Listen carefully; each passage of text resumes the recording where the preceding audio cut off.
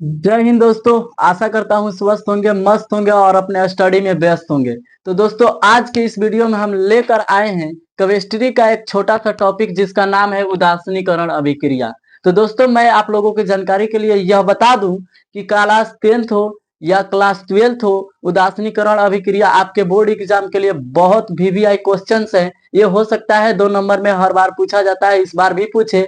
लेकिन इस वीडियो के अंतर्गत उदासीनीकरण अभिक्रिया को आपको बेहद आसानी तरीके से समझा दिया जाएगा। इसके लिए बस आपको क्या करना होगा कि इस वीडियो को शुरू से अंत तक एकदम ध्यान से देखना होगा। अगर फिर भी नहीं समझ में आता है तो देखिए, वीडियो हमारा है लेकिन कमेंट बॉक्स आपका है।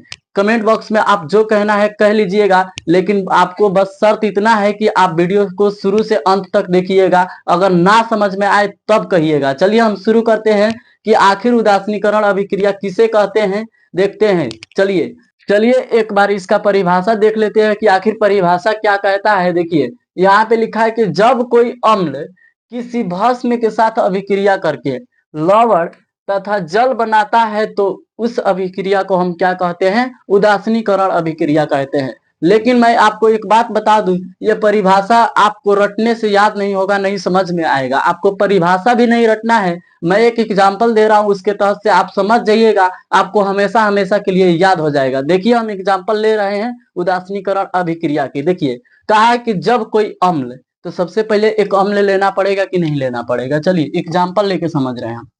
यहाँ पे लिख दे रहे हैं एग्जाम्पल। यहाँ पे देखिए कह रहा है कि जब कोई अम्ल, देखिए यहाँ पे जब कोई अम्ल, यहाँ पे ले रहे हैं हाइड्रोक्लोरिक अम्ल। ये कौन सा अम्ल है, हाइड्रोक्लोरिक अम्ल है कि नहीं है।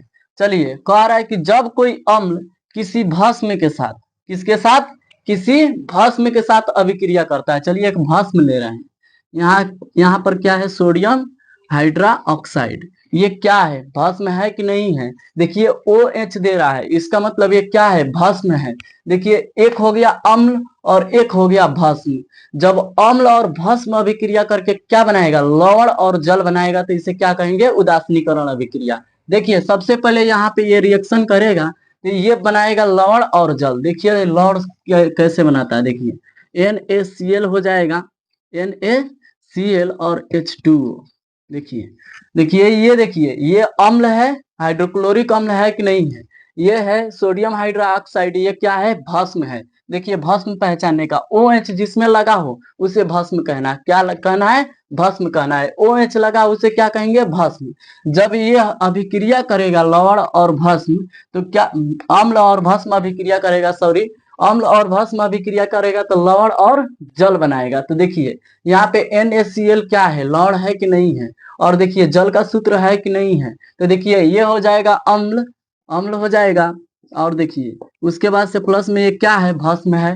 देखिए भस्म, अम्ल और भस्म रिएक्शन करके बनाएगा लवण और जल। देखिए ये क्या है, लवण है कि नहीं है, लवण और क्या बनाएगा, जल। तो देखिए जब कोई अम्ल किसी भस्म के साथ अभिक्रिया करके लवण और जल बनाता है तो उसे हम क्या कहेंगे, उदासीनीकरण अभिक्रिया। देखिए यहां से अगर कंफर्म नहीं हो रहा है तो देखिए एक बात और बता दे रहा हूं। देखिए जब कोई अम्ल किसी भस्म के साथ अभिक्रिया करके लवण और जल बनाता है तो इसे हम क्या कहेंगे, उदासीनीकरण अभिक्रिया कहेंगे। चलिए, लेकिन बहुत सारे स्टूडेंटों को प्रॉब्लम यह होता है कि इनको अभिक्रिया करना नहीं आता, अभिक्रिया करना नहीं आता, रिएक्शन करना नहीं आता। तो देखिए रिएक्शन के लिए मैं अलग से वीडियो बनाऊंगा। जैसे यहाँ पे देखिए हाइड्रोक्लोरिक अम्ल है, HCl हाइड्रोक्लोरिक अम्ल है, आखिर ये बना कैसे है, बहुत स्टूडेंट को नहीं आता है। तो देखिए मैं बता रहा हूँ, अभी शॉर्टकट में बताऊंगा, जिस दिन इसके लिए पूरा वीडियो बनाऊंगा उस दिन आप लोगों को देखना होगा। देखिए सबसे पहले देखिए यहाँ पे हाइड्रोजन है और क्लोरीन है कि नहीं है, हाइड्रोजन है और क्लोरीन है।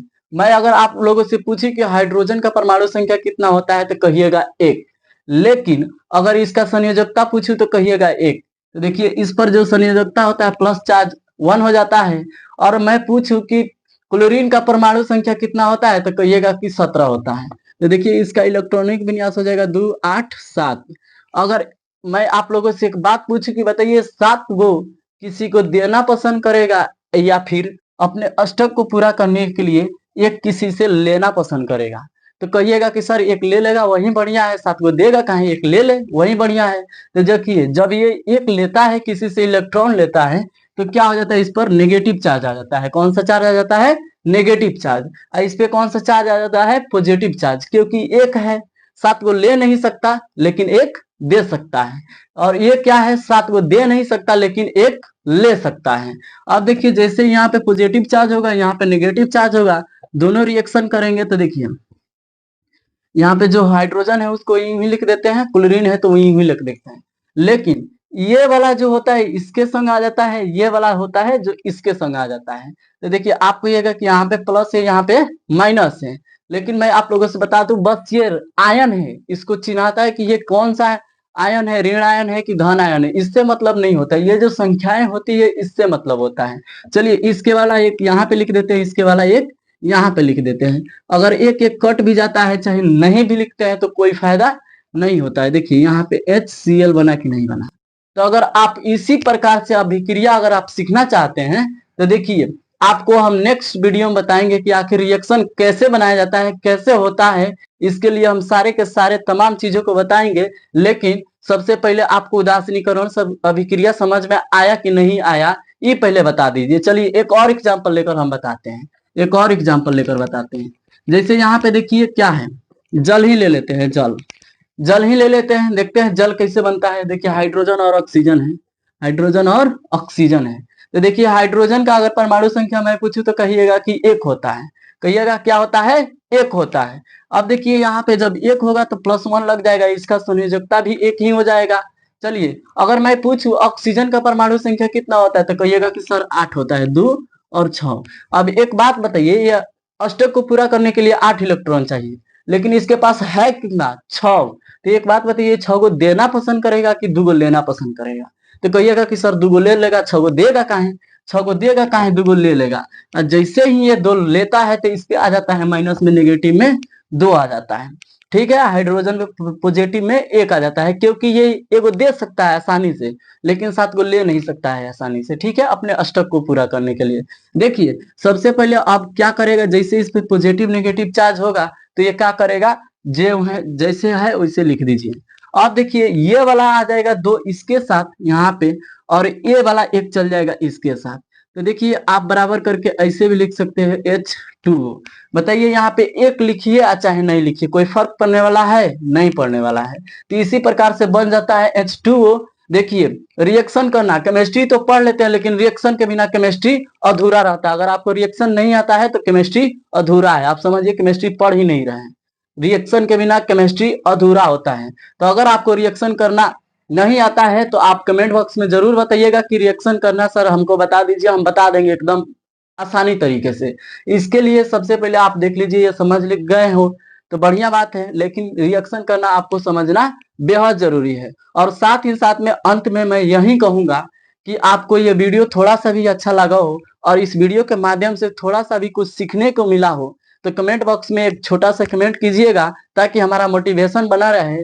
और अगर इस चैनल पे नए हो तो चैनल को सब्सक्राइब कर दीजिएगा। तब तक के लिए हम मिलते हैं अगले वीडियो में। जय हिंद, जय बिहार।